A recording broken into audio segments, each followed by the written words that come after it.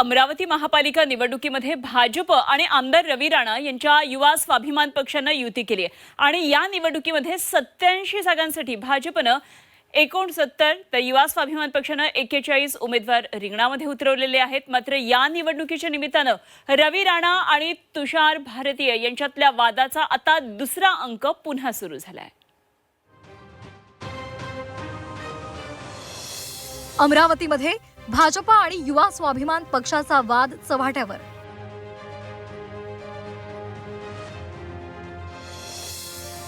तुषार भारतीय यांच्या विरोधात राणांचा उमेदवार।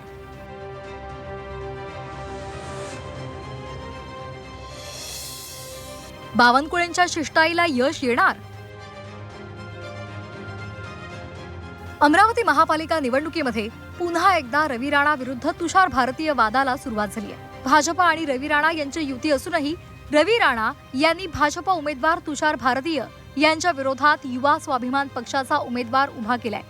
रवी राणांनी तुषार भारतीय यांच्या विरोधात सचिन भेंडे यांना उमेदवारी दिली आहे। भेंडे हे महापालिकेचे कंत्राटदार असल्याचा आक्षेप घेत त्यांचा उमेदवारी अर्ज बाद करावा आणि त्यांच्यावर कारवाई करण्याची मागणी तुषार भारतीय यांनी केली होती।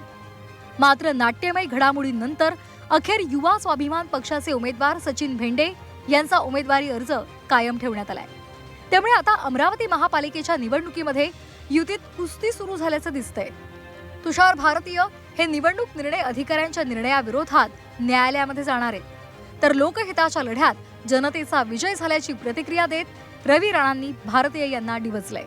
मला असं वाटतं की जगातला पहिला आरोप असा असेल की ज्यांनी सुप्रीम कोर्टाचे निर्णय, हायकोर्टाचे निर्णयची पायमल्ली केली आणि त्यांनी हा निर्णय दिला। सातत्यानं अनेक वर्षापासून जनतेची सेवा करून त्यांनी जनतेच्या हृदयामध्ये जे स्थान निर्माण केलं, त्या खऱ्या अर्थानं त्याला मिटवण्याचं काम जे सुरू होतं, त्या ठिकाणी मी या जनता जनाच्या लोकशाहीच्या लढाईमध्ये, लोकहिताच्या लढाईमध्ये हा जनतेचा विजय झालेला आहे।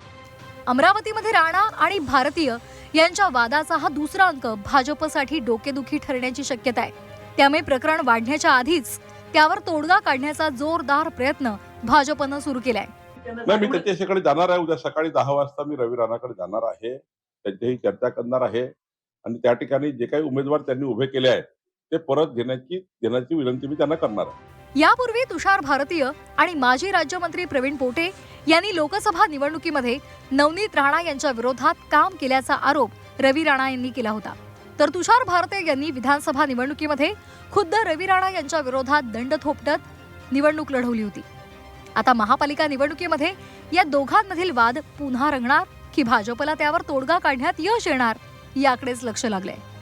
अनिरुद्ध दवाळे, झी 24 तास, अमरावती।